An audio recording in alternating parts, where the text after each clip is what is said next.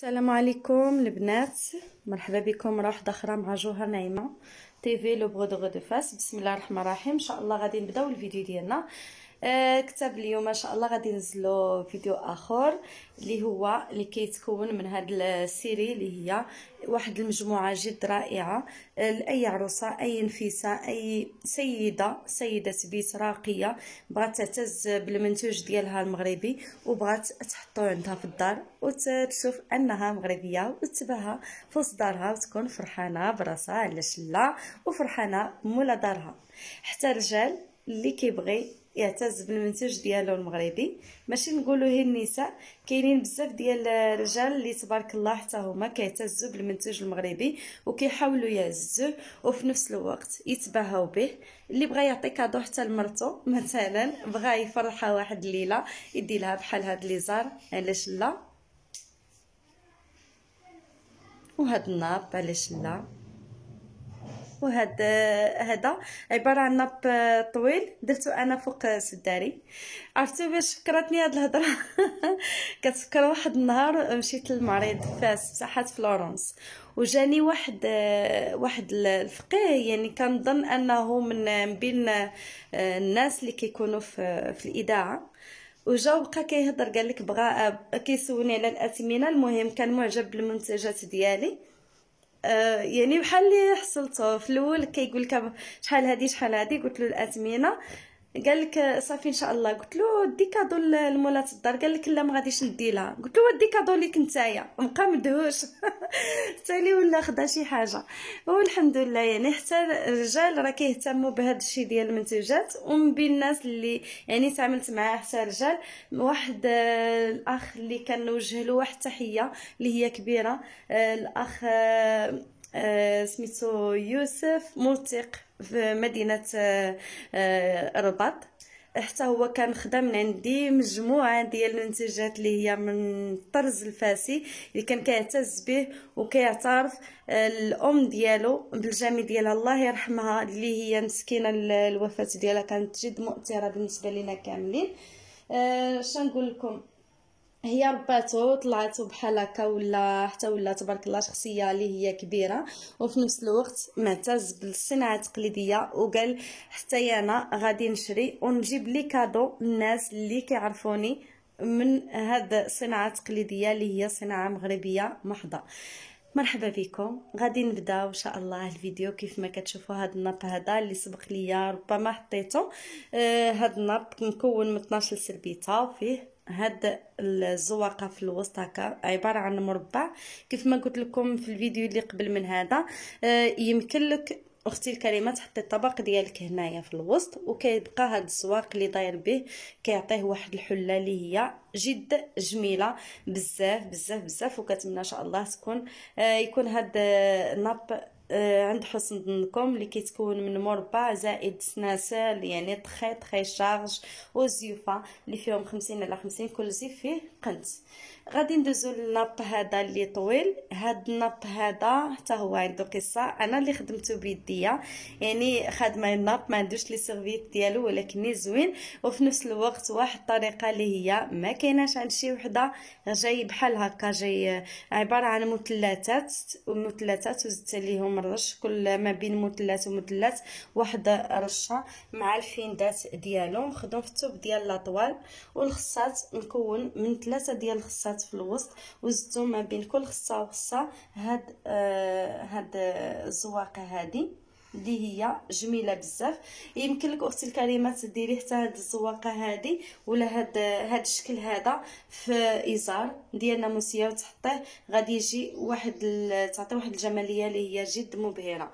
هاد المخده هذه اللي خليتها انا كتحفه عندي في الدار، باش غادي كل مره نحطها في الفيديو ونوريها لكم، وفي نفس الوقت نعتز بالمنتوج المغربي والاصاله المغربيه والزواقه اللي هي جد رائعه جدا.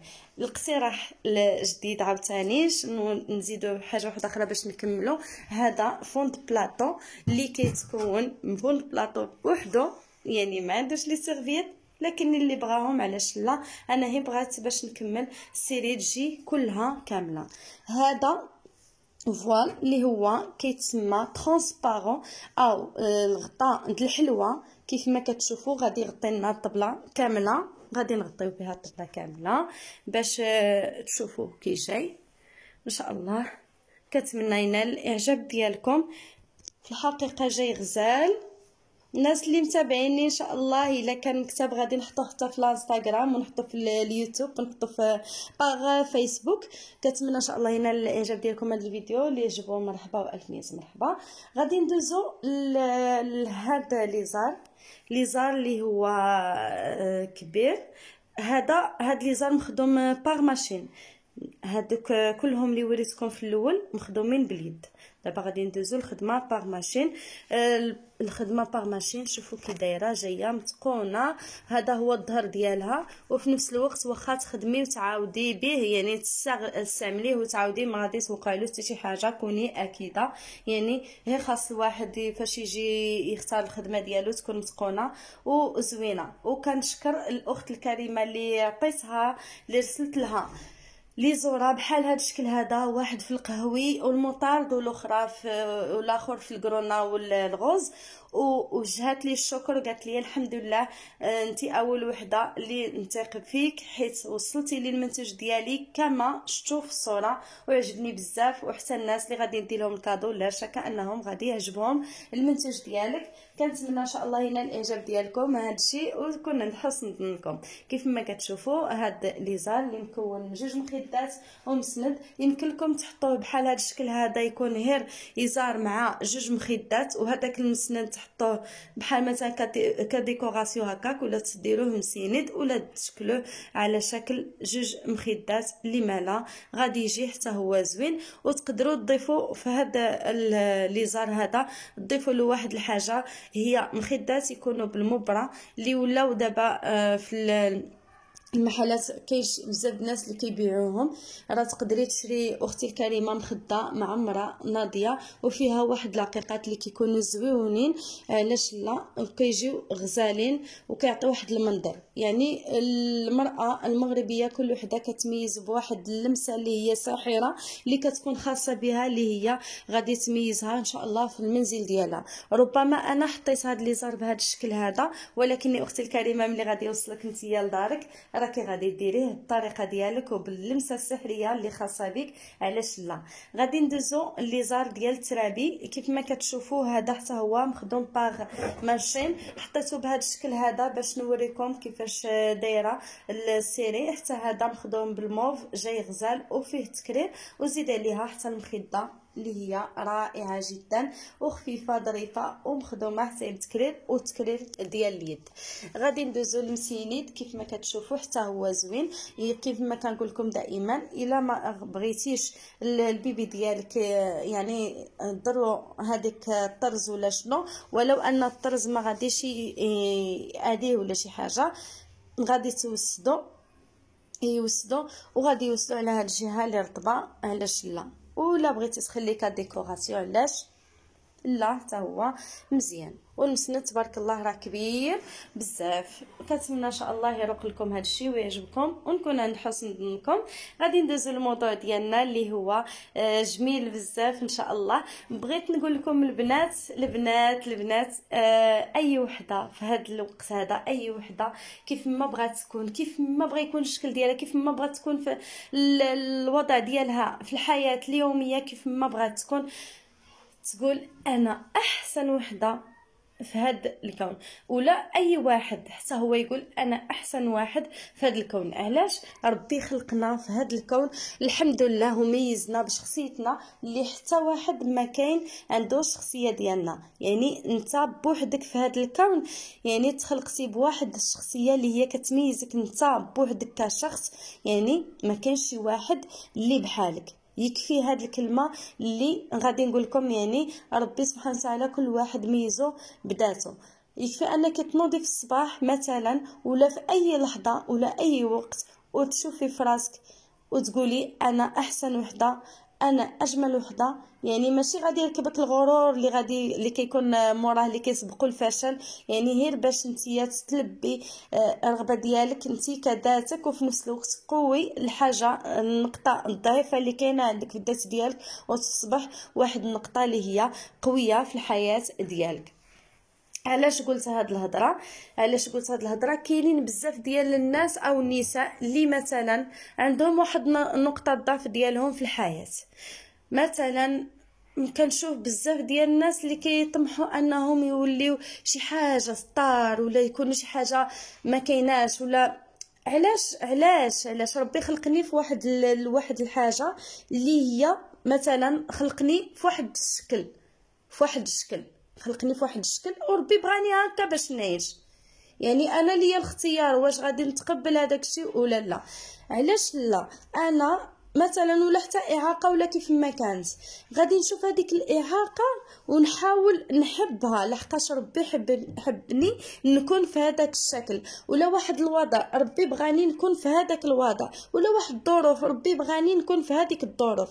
نشوف هذيك الظروف كيف ما انا عايشاها ونبغيها ونحبها، وفي نفس الوقت نحاول نعززها عند راسي وتكون من بين الاشياء الجميله عندي في حياتي. كنتمنى منكم تفهموا هضرتي وتستوعبوها ودخل عندكم. مثلا غادي نعطيكم واحد الاكزامبل. مثلا واحد الانسانه كتشوف راسها دائما انها مثلا ما زويناش، غادي توقف قدام المرايه وتتعزز، كيفاش نقول لكم، تشوف راسها وتحب راسها، وهي هي واقفه قدام المرايه تقول انا زوينه، ربي خلقني هكا وعجبني راسي، وتحب راسها وتحاول توصل راسها للطوب، والناس ان شاء الله غادي يبغيوها. كوني متاكده اختي الكريمه، هادوك الناس اللي كاينين مجاورينك غادي يشوفوك كيف ما انتي شايفه راسك، كيف ما انتي بغيتي راسك وحببتيه لراسك، هكاك غادي يشوفوك الناس. كتمنى يا ربي يستوعبوا هاد الهضره. نزيدكم حاجه واحده اخرى، نحاولوا نتجنبوا كاع الجانب السلبي اللي كيدور بحياتنا. مثلا الاشخاص اللي كيهبطوا من المعنويات بلوك، مثلا الاشخاص اللي دائما ينتقدوك ودائما يعطوك شي كلام اللي هو قاصح ويقولك لا انتيا لا شيء، او يبينوا لك انك لا شيء، حتى هما بلوك من حياتي. يعني ما نخليهمش يزيدوا في حياتي، لحقاش كيشكلوا لي واحد العائق انا في الحياه ديالي. نهتم بالناس اللي كيهتموا بيا، نهتم بالناس اللي هم قرابين ليا وباغيين لي الخير وعازين اي حاجه اللي عندي كيبغيوها وكيحبوها، وفي نفس الوقت ما كيبغيونيش نتاذى وما كنبغيونيش نتقلق. اول حاجه من قبل هذا الشيء خاصنا نتصالحوا مع الذات ديالنا ونفرحوا بها ونزيدوا القدام. ان شاء الله ملي غادي تفهموا هذا التصالح مع الذات ومع الحياه ديالكم ومع الظروف ديالكم، ان شاء الله غادي تكوني متاكده بانك غادي تزيدي القدام وتوصلي للطوب. ان شاء الله توصلي شي حاجه ماشي الشهره، انا كنهضر عليها باش الناس ما يفهمونيش غلط. توصلي مع راسك، توصلي مع الناس اللي كاينين معاك، توصلي مع يعني تقدمي لراسك واحد الاحترام اللي هو قوي من طرف المجتمع والمحيط اللي داير بك. حاجه واحده اخرى حتى هي بغيت ننصحكم بها البنات، ان شاء الله انا قررت ولو انني دائما الحمد لله يعني كنحاول نهتم بالذات ديالي ونهتم براسي، يعني نهتم بالمخ ديالي وبالعقل ديالي شنو خاصو يخرج. مثلا فاش نجي نهضر نعرف شنو كنقول، نهتم بالقرايه القرايه، نشري كتب كيف ما هما على حسب الهوايات ديالي وعلى حسب الشخصيه ديالي وعلى حسب الثقافه ديالي. نشري كتب ونحاول ولو انني نقرا هسطر واحد في النهار ونقراه ونتمعن فيه. كيف ما شنقول لكم، بعض المرات كنت في واحد الايامات شنقول لكم مشيت باش ملي بغيت ناسس الجمعيه ديالي شنو درت، اتفقت انا والصديقه ديالي اللي كنوجه لها واحد التحيه، الاخت فوزيه فوزية عبيد صاحبتي زوينه حتى هي، كنا كنشدو كتوبه وكنقراهم باش ندعموا الجمعيه ديالنا، باش حتى حنا ملي نجيو مثلا ونتكلموا ولا نوجهوا واحد النصيحه مثلا انت كرئيسه او نائبه رئيس او شي حاجه يعني في هذيك الجمعيه، خاصك تكون عندك واحد الهبه انطلاقا من شنو كتخرجي من فمك، ماشي شنو لابسه ولا شنو دايره ولا شنو هكا كي جالسه ولا هي اللقب مثلا ولا شنو. خاصك هذيك الهبه اللي غادي تخرجي مثلا من فمك شنو كتخرجي، خاصك تخرجي الجوهر.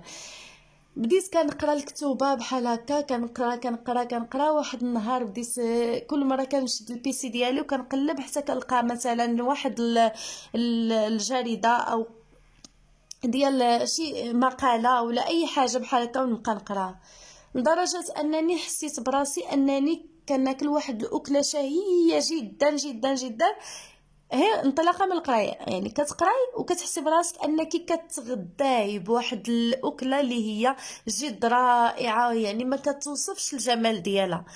كنصحكم البنات القرايه، هزوا كتوبه وقراوهم، مثلا لقيتي جورنال قدامك وقراي. وحتى الناس اللي ما معلمينش القرايه يقراو يتعلموا. الناس اللي يتواصلوا معايا عبر يعني اللي كيكونوا مثلا ماشي مغربي، ماشي في المغرب مثلا، مغاربه هما ماشي في المغرب مثلا، ما عارفينش يقراو اللغه العربيه، قراو كتبها بالفرنسي ماشي مشكل، قراو كتبها بالانجلي ماشي مشكل.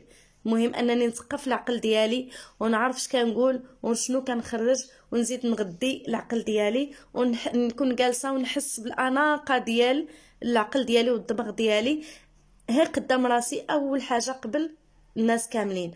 وكوني متاكده انك ملي غادي ان شاء الله الا بدينا بهذا المشروع اللي هو جميل بزاف اننا غادي نغديو العقل ديالنا، كوني اكيده ان المشاكل كامله، ان كاع الحوايج اللي غادي تعيقنا يعني في الحياه اليوميه ديالنا راكي غادي تتجنبيها وغادي تتفاديها بكل ثقه وبكل قوه. وكنصحكم اول شيء وقبل كل شيء واخر شيء هو القرآن الكريم، حتى هو ولو هي 2 صفحات، ولو هي صفحه واحده في النهار تقرايها اختي الكريمه، وكوني اكيده الراحه النفسيه حتى هي غادي تعوم ان شاء الله على الصحه ديالك وعلى الدار ديالك. علاش لا؟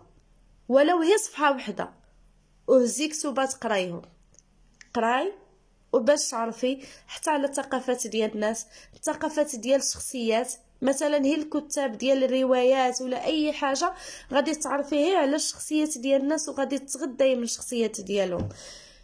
كما كنقولوا شي مرات كتكوني كتحاوري مع واحد الشخص جالسه ما عليك ما بك، واحد النهار شنو جالسه انا كنشوف واحد البنت يعني كنشوفها ما كتهضرش، يعني مثلا كيجي واحد حداها كيسولها هكاك سؤال طق صافي تسكت. شنو قلت انا؟ غادي نمشي لعندها ونهضرها. بقينا هكا جالسين، السيده بقات تلقات معايا وبقات كتهضر وبقات انسجمت معايا في الموضوع. قالت لي عرفتي اختي الكريمه ما كنهضرش مع الناس، ولكني ما عرفتش شنو الحاجه الوحيده اللي جراتني ليك وبقيت كنهضر وطلقت اللسان ديالي معاك. قلت لها عرفتي شنو؟ كاين واحد السر اللي هو كبير بزاف، انا راني كنت جالسه وشتك وقلت نهضر معاك وغادي نهضرك. وزيد عليها حاجه واحده اخرى، كاين واحد الاستفاده اللي غادي تكون متبادله بيني وبينك. شنو هي؟ كاين كما قرينا في لافاك كاين ليميتور والريسبتور، يعني كاين تبادل، كتكون هذيك واحد الدائره كتمشي انت كتطلقي الكلمه كتوصل لك وتعاود ترجع لك كلمه واحده اخرى، يعني كتواصلوا كتكون واحد الدائره ديال الكلمات اللي هي غادي تستافدك، وفي نفس الوقت بطريقه غير مباشره غادي توصلك واحد الفكره اللي هي ربما تقدر تغير المسار ديالك في الحياه كامله.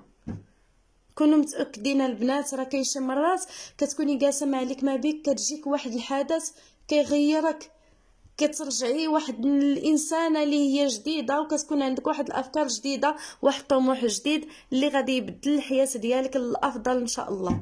كنتمنى يا ربي يا ربي يا ربي كنترجى من عند مولانا ان شاء الله تستافدوا من هذا الفيديو. هذه الفكره يعني صدعتني فراسي، قلت علاش لا نطرحها مع المتابعات ديالي والناس اللي مشاركين معايا في القناه ديالي. وشكرا لكم بزاف على الوفاء ديالكم، على التتبع ديالكم.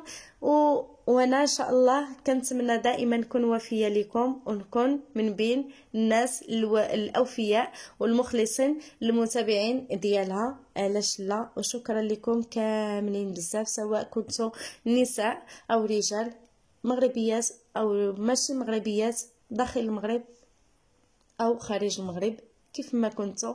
يعني غادي تكونوا شخص او انسان اللي ربي خلقه في هذا الكون وعطاه واحد الرساله اللي غادي يلبيها ان شاء الله.